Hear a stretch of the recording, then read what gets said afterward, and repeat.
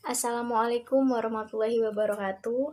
Kami dari kelompok 4 akan mempresentasikan hasil dari diskusi kami mengenai kecerdasan visual spasial.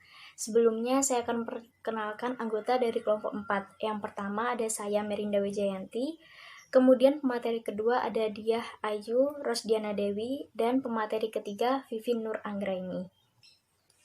Baik, kita akan mulai dengan materi yang pertama, yaitu pengertian dari kecerdasan visual spasial. Jadi, kecerdasan visual spasial ini berkaitan dengan kemampuan seseorang dalam menangkap warna, arah, dan ruang secara akurat, serta mengubah penangkapannya tersebut ke dalam bentuk yang lain, seperti lukisan, dekorasi, gambaran, ataupun patung. Nah, kecerdasan visual spasial ini meliputi kemampuan membayangkan, mempresentasikan ide secara visual dan spasial, dan mengorientasikan diri secara tepat. Lalu bagaimana ciri-ciri seseorang yang memiliki kecerdasan visual spasial? Menurut Sugiono dalam Rosidah tahun 2014, halaman 291, dikatakan seorang yang memiliki kecerdasan visual spasial memiliki ciri-ciri sebagai berikut. Yang pertama, senang bermain dengan bentuk dan ruang atau merancang-rancang sebuah bangunan. Lalu yang kedua, mudah menghafal jalan yang pernah dia lewati. Lalu yang ketiga, aktif mengerjakan hal-hal yang berkaitan dengan abstraksi ruang. Lalu yang keempat, memiliki daya problem solving atau pemecahan masalah yang lebih baik dibanding orang-orang pada umumnya.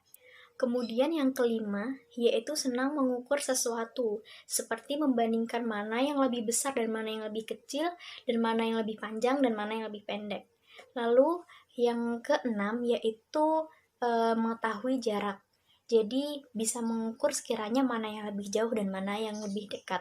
Dan yang terakhir sendiri adalah memiliki perhatian yang cukup tinggi terhadap detail. Berikutnya, mengenai komponen inti kecerdasan visual spasial. Jadi menurut Gardner dalam Mas Viroh dalam Octavia tahun 2014, komponen inti dari kecerdasan visual spasial itu sendiri adalah merupakan kepekaan pada garis, warna, bentuk, ruang, keseimbangan, bayangan, harmoni, dan hubungan antar unsur tersebut. Nah, komponen lainnya ini adalah kemampuan membayangkan, mempresentasikan secara visual dan spasial tadi. Lalu, komponen-komponen inti dari kecerdasan visual spasial benar-benar bertumpu pada ketajaman melihat dan ketelitian dalam mengamati. Selanjutnya mengenai sistem simbol dari kecerdasan visual spasial.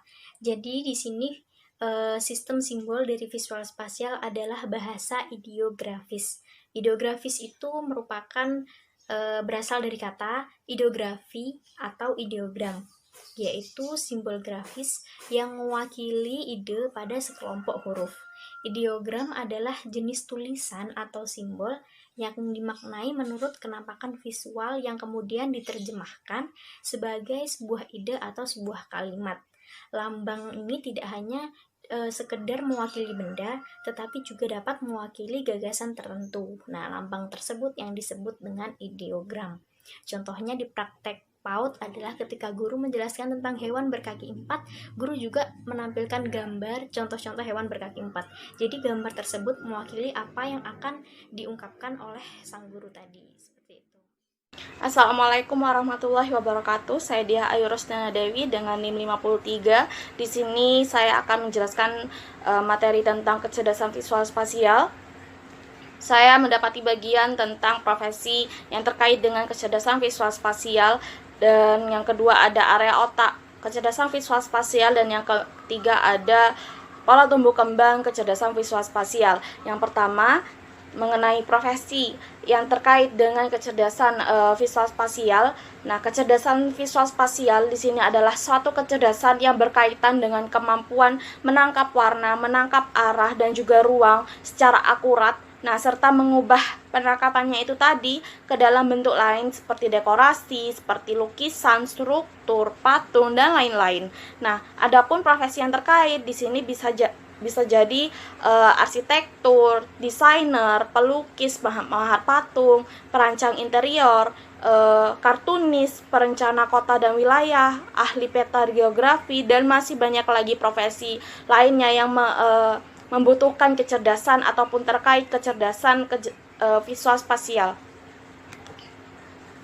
Yang kedua yaitu mengenai area otak kecerdasan visual spasial. Nah, berdasarkan penelitian dilakukan oleh Howard Gardner, orang-orang yang memiliki kecerdasan visual spasial itu akan lebih dipengaruhi oleh otak kanan, yaitu bagian otak yang bertugas untuk memproses ruang. Nah, lebih jelasnya dikutip dari Peraturan Menteri Kesehatan Republik Indonesia Nomor 22 Tahun 2016 tentang pedoman optimasi fungsi otak pada pembelajaran anak usia sekolah di tingkat sekolah dasar dan atau madrasah ibtidaiyah. Dapat diketahui secara anatomis, otak di sini itu dapat dibagi menjadi otak besar atau cerebrum, otak kecil atau cerebellum, dan yang ketiga ada bagian batang otak atau brainstem.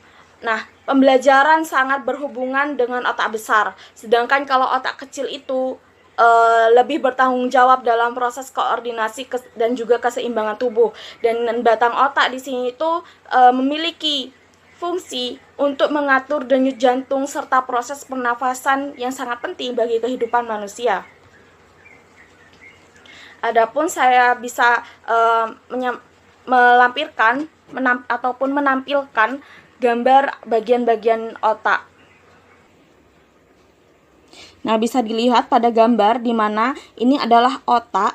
Jadi, di sini ada otak besar, bagian otak besar, dan ini ada otak kecil, dan yang di sini, yang kecil ini adalah batang otak. Nah, lubang ke sini itu akan melanjut ke medula spinalis. Ada saluran atau rongga seperti itu. Nah, apabila jika kita melihat otak dari atas, itu otak besar tuh akan terbelah menjadi dua, terdiri dari otak kanan dan juga otak kiri. Nah, itu dipisahkan oleh lekukan dalam yang memanjang dan disebut dengan visura longitudinalis. Telah kita ketahui bahwa otak kiri itu cenderung berpikir secara logis dan juga otak kanan itu berpikir secara imajinasi atau kreatif. Nah, berikut akan saya tampilkan gambar di mana otak besar terbelah menjadi dua dan terdiri dari otak kanan dan juga otak kiri. Nah, jadi teman-teman di sini ada otak yang terlihat dari atas. Jika kita lihat dari atas, nah terbagi menjadi dua. Ini ada garis di sini ya teman-teman, lekukan dalam ya dan juga memanjang, itu yang dinamakan dengan visura longitudinalis. Nah, terbagi menjadi otak kanan dan juga otak kiri. Dimana kalau otak kanan itu untuk berpikir imajinasi atau berpikir kreatif, sedangkan kalau otak kiri yaitu otak yang berpikir secara logis seperti itu. Nah, perlu diketahui teman-teman, otak besar di sini itu juga terdiri dari 4 bagian atau 4 lobus yang memiliki fungsi yang lebih spesifik. Nah, diantaranya ada lobus frontal. Nah, di sini itu berkaitan dengan perencanaan suatu aksi dan juga kontrol gerakan dari tubuh kita. Nah, kemudian ada lobus parietal, yaitu berkaitan dengan sensasi somatis. Nah, dengan pembentukan body image yang berkaitan dengan ruang ekstrapersonal. Seperti itu. Nah, kemudian ada lobus temporal berkaitan dengan pendengaran dan melalui struktur di dalamnya hippocampus dan amigdala. Nah, berkaitan dengan aspek pembelajaran, memori dan juga emosi dari kita sendiri. Nah, ada yang keempat di sini ada lobus occipital, yaitu berkaitan dengan penglihatan. Nah, berbagai bagian dari otak di sini itu akan bekerja sama untuk membantu dalam proses belajar. Nah, berdasarkan penjelasan dari 4 bagian itu tadi, dapat kita diketahui bahwa lobus occipital itu merupakan bagian yang mempengaruhi kecerdasan visual spasial. Karena di sini yaitu lobus occipital itu kan berkaitan dengan penglihatan seperti itu. Nah, berikut akan saya tampilkan gambar otak ataupun bagian-bagian lobus otak. teman-teman, bisa kita ketahui bahwasanya ini adalah otak, terlihat dari samping. Nah, ini ada lobus frontal, kemudian ada lobus parietal, lobus temporal yang hijau ini, dan yang terakhir ada lobus occipital. Ini bagian depan ya teman-teman, dan ini bagian belakang. Lobus frontal yang berada di depan dan yang di belakang adalah lobus occipital, seperti itu. Yang selanjutnya atau materi terakhir di sini yang akan saya sampaikan mengenai pola tumbuh kembang kecerdasan visual spasial. Pola tumbuh kembang kecerdasan spasial untuk anak usia dini yaitu dari usia 2 tahun sampai 6 tahun. Nah, menurut Gardner di sini pada usia 2 sampai 6 tahun di sini anak itu memiliki kepekaan terhadap warna. Nah, anak cepat mengenali warna dan juga mampu memadukan warna dengan lebih baik daripada teman-teman sebayanya. Ketika mengamati gambar, anak yang mampu melihat atau memiliki kecerdasan visual spasial, anak akan mampu melihat unsur warna yang ada pada gambar. Nah, selanjutnya ada pada usia 2 sampai 6 tahun, anak di sini suka melihat dan juga memperhatikan buku yang berilustrasi atau buku bergambar, misalnya saja majalah-majalah yang memuat berbagai gambar penuh warna, dan ini tuh akan menarik perhatian dari si anak dan bisa-bisa anak akan melihat beberapa kali gambar tersebut. Selanjutnya pada usia 2 tahun, anak itu suka mencoret-coret benda seperti meja, kursi, dinding, itu dengan pensil warna yang pastinya menarik bagi anak. Nah, pada usia KB dan juga TK, anak di sini akan lebih suka mewarnai berbagai gambar yang ada di buku, menebalkan garisnya, atau bahkan juga meniru gambar yang terdapat di buku tersebut. Nah, pada usia KB dan juga TK, anak di sini tuh menikmati bermain kolase, membuat benda dari Play-Doh dan juga plastisin. Selanjutnya pada usia KB dan juga TK, anak di sini tuh akan suka menjelajahi lingkungan sekitar dan memperhatikan tata letak benda-benda yang ada di sekitarnya. Nah, suatu misal ketika di sekolah, guru di sini tuh memberitahu kepada anak-anak bahwasanya letak mainan ada di lemari ada dan tersusun rapi. Nah, anak yang memiliki kecerdasan visual spasial, dia akan menghafal bagian-bagian atau letak-letak benda-benda atau mainan yang nantinya akan dimainkan, seperti itu. Nah, ketika mereka selesai bermain, mereka akan meletakkannya kembali sesuai dengan letak yang seharusnya atau letak awal, seperti itu. Nah, pada usia KB dan juga TK, anak menyukai balok atau benda lain untuk membuat satu bangunan. Nah, seperti mobil, rumah, pesawat, dan juga bentuk-bentuk lain sesuai dengan apa yang diinginkan oleh anak. Begitu melihat bangunan geometri atau baik itu 2 dimensi maupun 3 dimensi. Nah, anak di sini tuh akan tertarik untuk segera membuat konstruksi bangunan. Nah, selanjutnya pada usia KB dan juga TK, anak memperhatikan berbagai jenis grafik, peta, dan diagram. Nah, sementara anak-anak yang lain, teman sebayanya, itu akan kurang antusias dibandingkan dengan anak yang memiliki kecerdasan visual spasial. Pada saat bermain grafik misalnya, anak yang cerdas spasial atau visual spasial di sini tuh akan nampak lebih antusias dan cepat memahami informasi yang dimaksudkan oleh guru. Nah, pada usia KB dan juga TK, anak menonjol dalam kemampuan menggambar, mampu menunjukkan detail unsur daripada teman-teman sebayanya. Nah, unsur yang dimaksud itu misalnya garis-garis pada pakaian, ciri khusus pada kaos bergambar Hello Kitty, atau unsur yang terdapat pada gambar yang mereka buat tidak muncul pada anak-anak sebayanya, seperti itu. Pada usia KB dan juga TK, anak akan lebih tertarik pada profesi terkait dengan penggunaan kecerdasan spasial seperti tadi yang telah saya jelaskan, yaitu pelukis, arsitektur, perancang busana, pilot, dan lain sebagainya.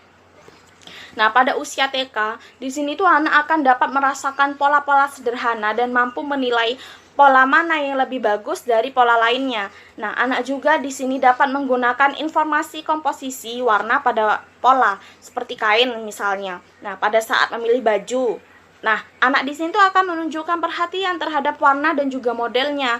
Mau yang seperti apa, mana yang lebih bagus, mana yang lebih jelek, seperti itu. Ada penilaian tersendiri pada anak yang memiliki kecerdasan visual spasial.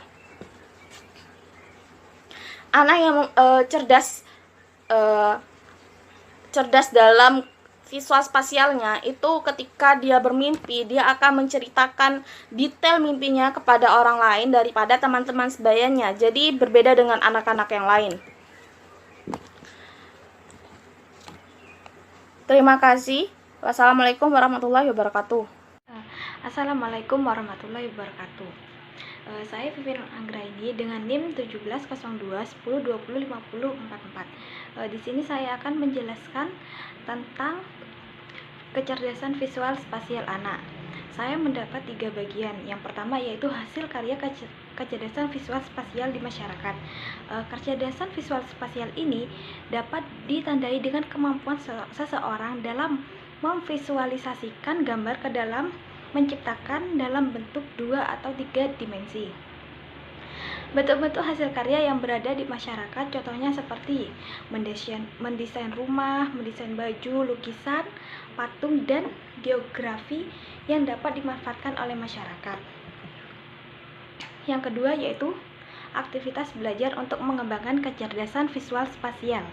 Yang pertama yaitu menggambar dan melukis. Pada anak-anak, kegiatan menggambar dan melukis tampaknya yang paling sering dilakukan mengingat kegiatan ini bisa dilakukan di mana saja, kapan saja, dan dengan biaya yang variatif. Yang kedua yaitu mencoret-coret.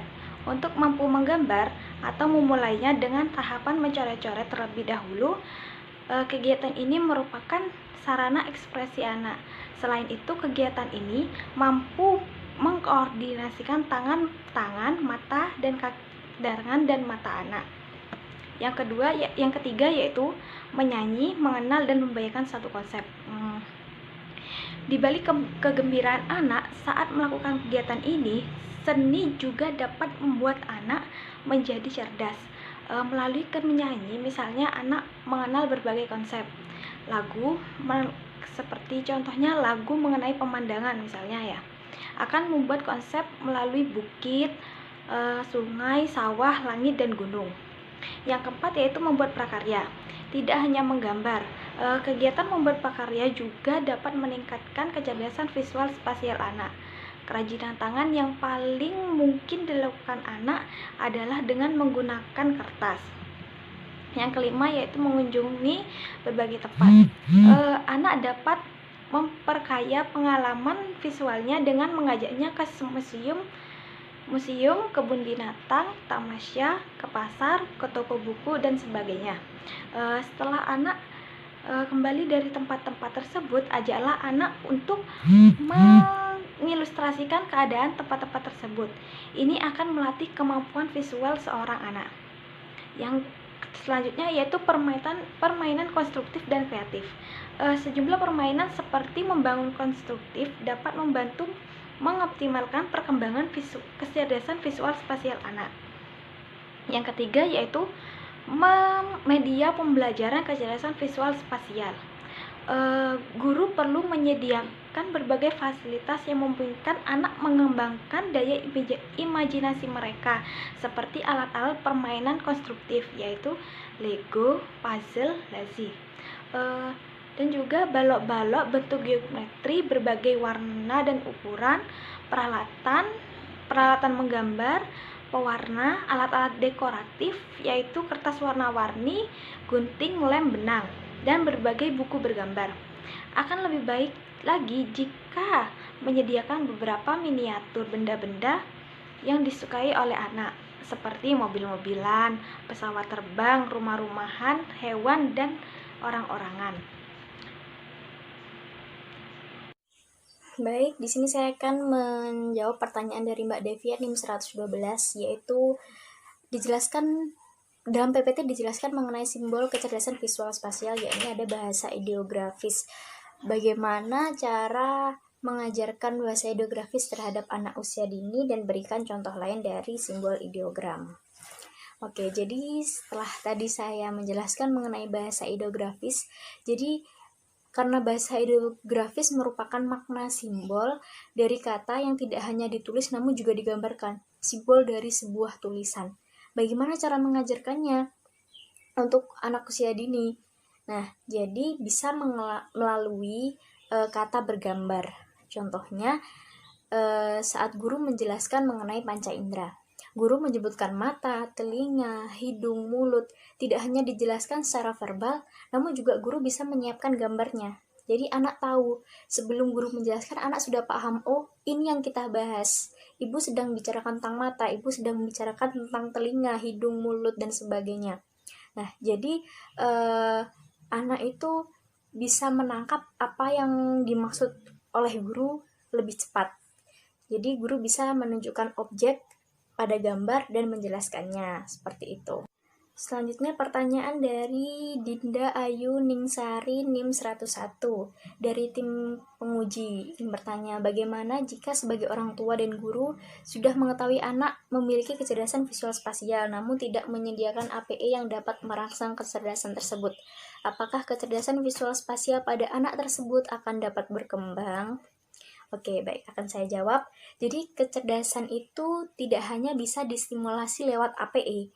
Nah, kita bisa melakukan kegiatan lain yang lebih mudah untuk kita lakukan. Contohnya, orang tua bisa mengajak anak-anak untuk berjalan-jalan, melihat gedung, bangunan, dan menghafal jalan. Nah, ataupun sesuatu yang sederhana seperti memperkenalkan bentuk lingkaran dari sebuah jam dinding atau bentuk persegi dari kotak makan. Nah, jadi tidak hanya dengan APE, namun bisa menggunakan benda-benda sekitar dan bisa memanfaatkan lingkungan sekitar. Baik, selanjutnya dari Mbak Dinda MM NIM 036 sebagai salah satu anggota penguji. Saya mau bertanya, di dalam PPT dijelaskan bahwa visual spasial salah satunya peka terhadap bentuk garis. Apakah dalam proses anak mengenal huruf, apakah di situ melibatkan kecerdasan visual? Dan juga mbaknya membaca sebuah jurnal tentang visual spasial mengatakan bahwa kecerdasan ini berpengaruh terhadap literasi. Menurut kelompok Anda, ketika anak baik literasinya, apakah itu menjadi salah satu ciri anak yang memiliki kecerdasan visual spasial? Oke, jadi untuk ada 2 pertanyaan ya, akan saya jawab pertanyaan yang pertama, yaitu dalam mengenalkan huruf, apakah melibatkan kecerdasan visual? Iya, tentu, karena huruf juga merupakan gabungan dari bentuk dan garis. Nah, dalam penulisannya, guru juga pasti memberikan tahapan lewat garis yang lebih mudah untuk diikuti anak terlebih dahulu. Contohnya huruf A besar, dari garis miring, lalu garis tidur yang ada di tengah, garis yang lebih pendek. Nah, untuk satu huruf saja, guru sudah menerapkan pengajarannya lewat garis. Nah, makanya di sini kecerdasan visual spasial juga mempengaruhi anak lebih cepat tidaknya menghafal bagaimana gabungan garis bisa membentuk sebuah simbol huruf, seperti itu. Jadi anak yang memiliki kecerdasan visual spasial akan lebih mudah dan lebih cepat untuk mengikuti apa yang diajarkan oleh gurunya. Pertanyaan keduanya yaitu, ketika anak baik literasinya, apakah menjadi salah satu ciri anak tersebut memiliki kecerdasan visual spasial? Nah, anak yang memiliki kecerdasan visual spasial memiliki beberapa ciri lain yang sudah kita paparkan dalam PPT dan sudah saya jelaskan tadi. Kecerdasan visual spasial ini bisa mempengaruhi anak dalam menguasai membaca dan menulis lebih cepat dibanding anak-anak seusianya. Namun jika anak yang literasinya bagus, itu belum bisa kita pastikan bahwa ia cerdas visual spasial, karena visual spasial sendiri memiliki beberapa ciri-ciri khusus. Dan yang signifikan adalah peka terhadap garis dan bentuk. Bentuk ini tidak hanya bentuk huruf tapi juga bentuk ruang. Jadi apabila membaca dan menulisnya bagus, belum tentu dia dalam menghafal bentuk-bentuk yang lain itu sebagus membaca dan menulisnya. Makanya belum bisa dikatakan dia cerdas secara visual spasial. Di sini saya akan menjawab pertanyaan dari Mbak Putri dengan pertanyaan, jika anak paham jalan pulang ke rumah, apakah itu termasuk dalam kecerdasan visual? Nah, baik Mbak, saya akan menjawab pertanyaan dari Mbak Putri. Jika saya boleh tahu, ini kan untuk anak umur berapa? Nah, Mbak Putri sendiri memberikan tanggapan bahwa untuk anak TK seperti itu ya, atau untuk anak usia dini. Nah, jika anak umur KB dan juga TK, anak di sini tuh akan suka menjelajahi lingkungan sekitarnya. Ketika anak menjelajahi lingkungan sekitar, anak yang mengalami kecerdasan atau memiliki kecerdasan visual spasial itu akan mengingat atau menghafal jalanan yang telah dilewati ke dalam memorinya. Nah, ketika anak melewati jalan itu lagi, anak akan mengingat atau memanggil memori tersebut. Nah, jadi bisa dikatakan anak yang paham jalan ke rumah itu anak bisa dikatakan memiliki kecerdasan visual spasial. Berikutnya saya akan menjawab pertanyaan dari Mbak Enda dengan pertanyaan, jelaskan mengapa lobus occipitalis merupakan bagian yang mempengaruhi kecerdasan spasial.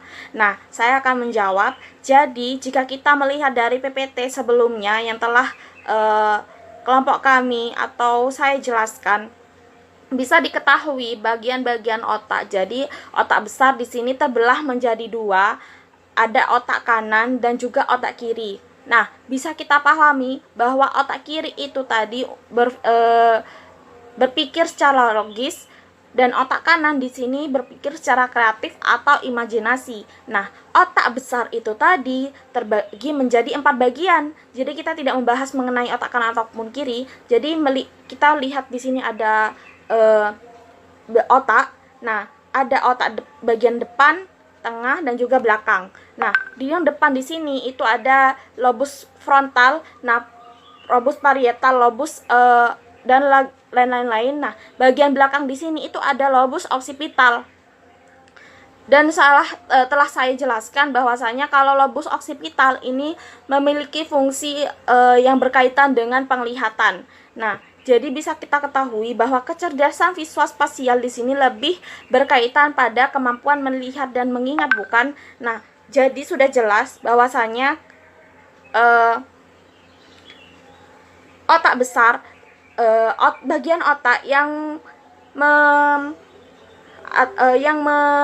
mempengaruhi kecerdasan visual spasial di sini otak bagian kanan, dan untuk lobusnya lobus occipitalis seperti itu. Berikutnya saya akan menjawab pertanyaan dari Mbak Miftahul Janah, di mana pertanyaannya yaitu, apakah orang yang buta warna itu termasuk kecerdasan visual spasialnya di sini itu terganggu? Nah, bagaimana cara menanganinya? Nah, saya akan menjawab. Anak atau seseorang yang mengalami buta warna atau bukan kecerdasan visual spasialnya yang bermasalah, tapi lebih ke penglihatannya yang bermasalah. Nah, perlu diingat lagi kalau kecerdasan visual spasial di sini itu adalah kemampuan seseorang dalam menangkap dan mengingat objek. Nah, jika seseorang mengalami buta warna, orang tersebut pastinya bisa menghafal lingkungan sekitar. Nah, contohnya saja orang tersebut bisa atau hafal jalan ke toilet atau ke kamar mandi, kemudian jalan ke dapur. Nah, itu menurut saya kecerdasan visual spasialnya sih tetap ada ya, cuma saja bermasalah pada penglihatan seperti itu. Di sini saya akan menjawab pertanyaan dari Mbak Putri dengan pertanyaan, jika anak paham jalan pulang ke rumah, apakah itu termasuk dalam kecerdasan visual? Nah, baik Mbak, saya akan menjawab pertanyaan dari Mbak Putri. Jika saya boleh tahu, ini kan untuk anak umur berapa? Nah, Mbak Putri sendiri memberikan tanggapan bahwa untuk anak TK seperti itu ya, atau untuk anak usia dini.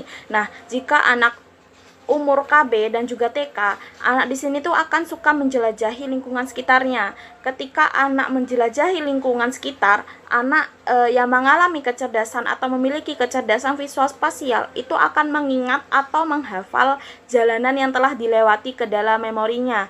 Nah, ketika anak melewati jalan itu lagi, anak akan mengingat atau memanggil memori tersebut. Nah, jadi bisa dikatakan anak yang paham jalan ke rumah itu anak bisa dikatakan memiliki kecerdasan visual spasial. Berikutnya saya akan menjawab pertanyaan dari Mbak Enda dengan pertanyaan jelaskan mengapa lobus occipitalis merupakan bagian yang mempengaruhi kecerdasan spasial. Nah, saya akan menjawab. Jadi, jika kita melihat dari PPT sebelumnya yang telah kelompok kami atau saya jelaskan, bisa diketahui bagian-bagian otak. Jadi otak besar di sini terbelah menjadi dua, ada otak kanan dan juga otak kiri. Nah, bisa kita pahami bahwa otak kiri itu tadi berpikir secara logis dan otak kanan di sini berpikir secara kreatif atau imajinasi. Nah, otak besar itu tadi terbagi menjadi 4 bagian. Jadi kita tidak membahas mengenai otak kanan ataupun kiri. Jadi kita lihat di sini ada otak. Nah, ada otak bagian depan, tengah dan juga belakang. Nah, di yang depan di sini itu ada lobus frontal, nah lobus parietal, lobus dan lain-lain. Nah, bagian belakang di sini itu ada lobus occipital. Dan telah saya jelaskan bahwasanya kalau lobus occipital ini memiliki fungsi yang berkaitan dengan penglihatan. Nah, jadi bisa kita ketahui bahwa kecerdasan visual spasial di sini lebih berkaitan pada kemampuan melihat dan mengingat, bukan? Nah, jadi sudah jelas bahwasanya otak besar, bagian otak yang mempengaruhi kecerdasan visual spasial di sini otak bagian kanan dan untuk lobusnya lobus occipitalis seperti itu. Saya akan menjawab dari pertanyaan dari Devi Putri, NIM 086. Media apa yang cocok untuk menstimulasi kecerdasan visual spasial di era milenial ini?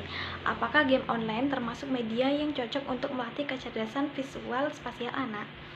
Sebenarnya game online dapat berperan untuk melatih kecerdasan spasial anak asalkan game tersebut dikhususkan dan dibuat untuk anak. Dan jika anak tantrum, maka kita dapat mengalihkan dengan permainan yang sederhana dan menarik untuk mereka. Sekian dari presentasi dari kelompok kami. Jika ada kesalahan, mohon maaf. Wassalamualaikum warahmatullahi wabarakatuh.